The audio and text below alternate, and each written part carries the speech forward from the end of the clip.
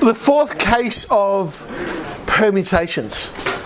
What happens when we place things in a circle rather than in a line? And the question is, what is the difference between placing objects in a line and placing objects in a circle?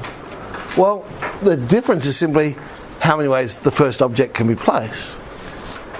You see, when we're placing it in a line, there's 1, 2, 3, 4, 5, 6 boxes I've drawn there. So there's 6 spots I can put the first object, because it's got a definite start and finish to the line.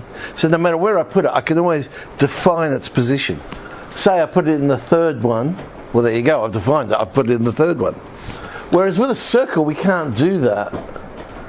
So I've got 6 objects in a circle. Where I put the first object, I can't define the position, because you can turn the circle round and change all the positions. So really the first object only has one choice, that being go in the circle. And of course once you've placed something in the circle, now you can define all the spots and away you go. So the difference is that first object. Well, if that's the case, there's our line, and we know that the first object in a line is n, whereas with a circle we're saying it's 1. Well, in a line and a circle now, they're both n minus 1. Because as I say, once you define the first position, you can now define the n minus 1 other spots. So the next one, n minus 2 is the same, and so on all the way down to 1 if we're going to arrange them all. So the only difference is that first one, n, becomes 1. So it's really n factorial divided by n. The number of places I could put the first object. Well, that simplifies down to just be simply n minus 1 factorial. And so that explains why when we put it in a circle, it's just 1 less, because of that first object. So classic sort of question, a meeting room with a round table. For some reason we always meet around tables. And we've got a committee of 10 people, and we're even going to let 3 of you teenagers be on this committee. How many arrangements are there where all 3 sit together? Because of course you come into the room and you're very scared with the adults, and we've got to be together. Okay, look after the condition first. The 3 teenagers, well, what order are we going to sit in? And the really timid one goes, well, I'll be in the middle, so that way I'm protected by both of you either side of me. But there's 3 factorial ways they could be arranged. But now, just like when we were doing it in a line, they are one object. So it's going to be times 7 factorial, because it's got 8 objects now. The 3 teenagers become one group, plus 7 others, but 8 objects in a circle, so 1 less, 7 factorial. We're going to hold an election for chairperson and secretary. What's the probability that they're seated directly opposite each other? Okay. Well, number of ways when there's no restrictions would be 9 factorial.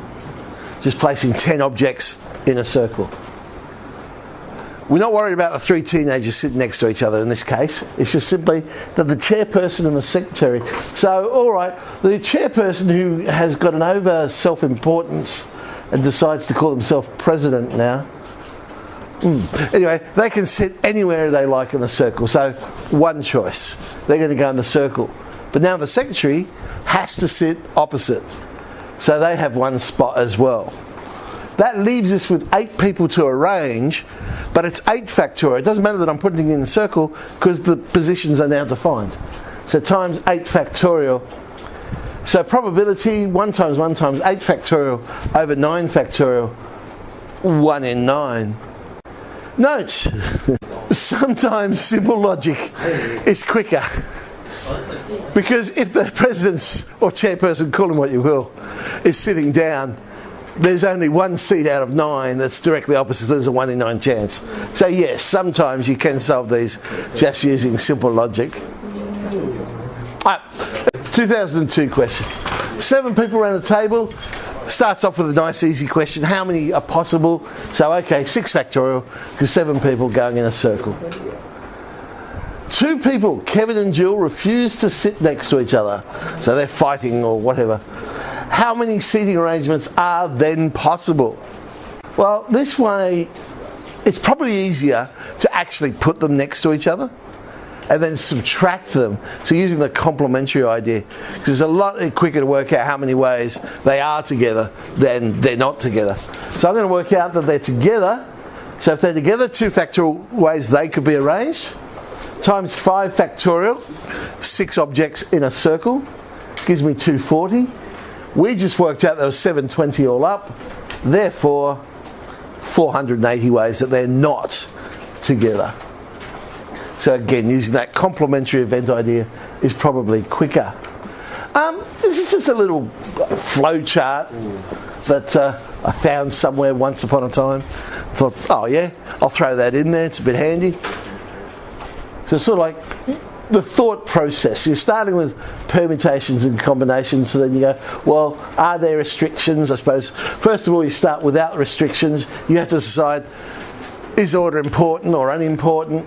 Well, if it's unimportant, it's a combination. If it's important, it's a permutation. Oh, am I in a line or a circle? Then if it's a line, well, am I using all of them or are I using some of them? And if I'm using all of them, is each item unique or are some items identical? That's not to say there aren't other possibilities. I suppose that's more a flowchart for all the sorts of ones you might get in extension 1. Sometimes you might have ones in extension 2 which are outside that little flowchart, but it's not a bad little flowchart. Well, I liked it. Let's have a look at this from way back in 1995. It's a classic old question. You've got a security lock with 8 buttons and you've got a 3-letter code. Now it all depends how you press the buttons and whether this becomes a permutation, a combination, things like that. So how many different codes are possible if the letters can be repeated and the order is important? So this one, I guess, is more like your ATM, where the order you punch the numbers in is important. So I'm going to just use a basic counting principle because they can be repeated. So it'll be 8 times 8 times 8, 512. Well, what happens if the letters can't be repeated? Well, then it became a permutation. So now it's 8p3, 336.